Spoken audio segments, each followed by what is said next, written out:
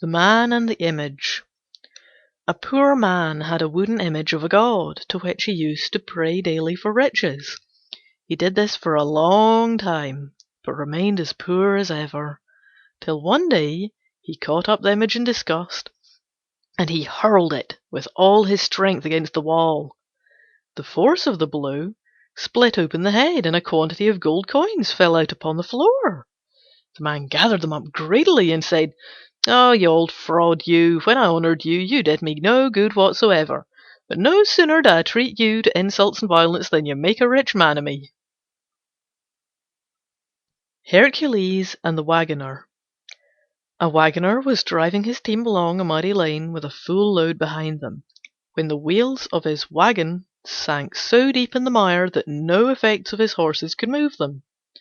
As he stood there looking helplessly on, and calling loudly at intervals upon Hercules for assistance, the god himself appeared and said to him, "Put your shoulder to the wheel, man, and goad on your horses, and then you may call on Hercules to assist you. If you won't lift a finger to help yourself, you can't expect Hercules or anyone else to come to your aid." The moral here being that heaven helps those who help themselves. The Pomegranate, the Apple Tree, and the Bramble. A pomegranate and an apple tree were disputing about the quality of their fruits, and each claimed that its own was better of the two.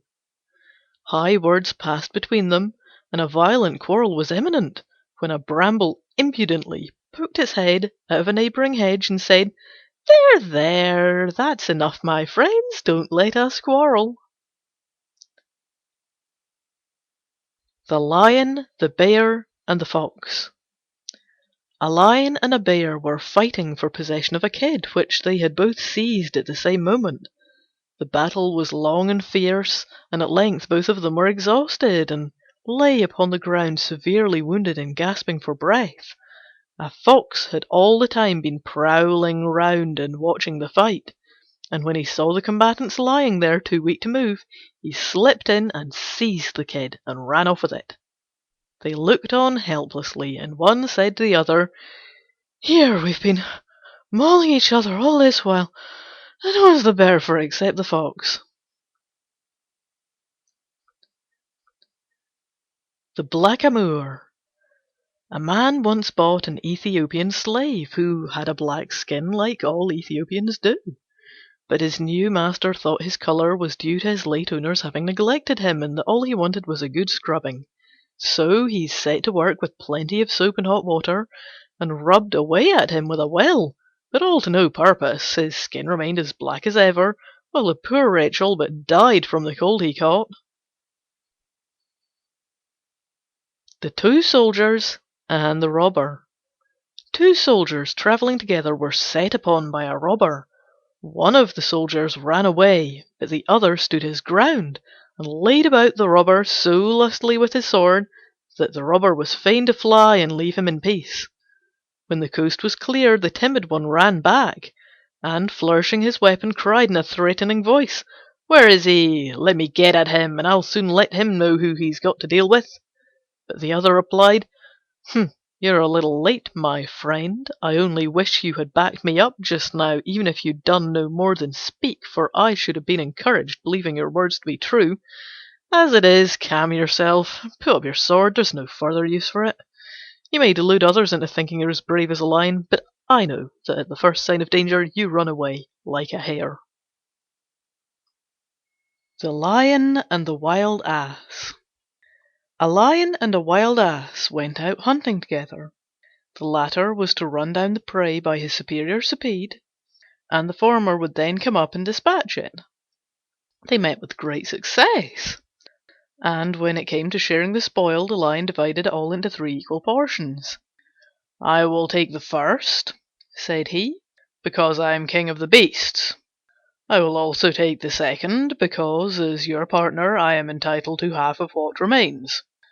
And as for the third, well, unless you give it up to me and take yourself off pretty quick, the third, believe me, it will make you feel very sorry for yourself."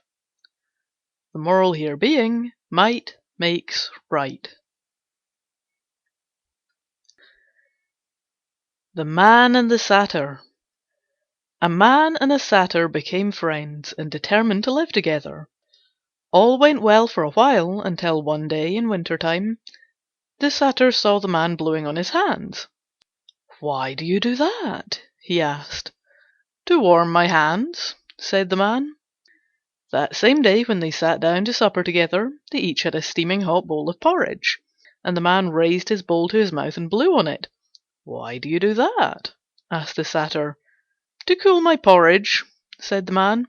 The satyr got up from the table. "Goodbye," said he. "I'm going. I can't be friends with a man who blows hot and cold with the same breath." The Image Seller. A certain man made a wooden image of Mercury and exposed it for sale in the market. As no one offered to buy it, however, he thought he would try to attract a purchaser by proclaiming the virtues of the image. So he cried up and down the market, "A god for sale, a god for sale, one who'll bring you luck and keep you lucky." Presently one of the bystanders stopped him and said, "If your god is all you make him out to be, how is it that you don't keep him and make the most of him yourself?" "I'll tell you why," replied he.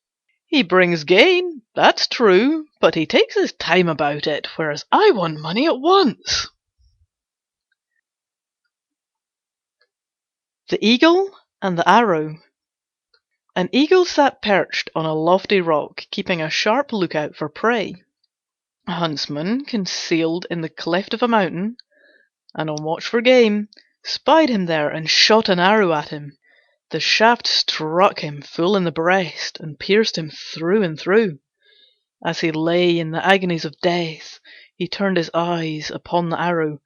"Ah, cruel fate," he cried, "that I should perish thus! But oh, fate more cruel still, that the arrow which kills me should be winged with an eagle's feathers!"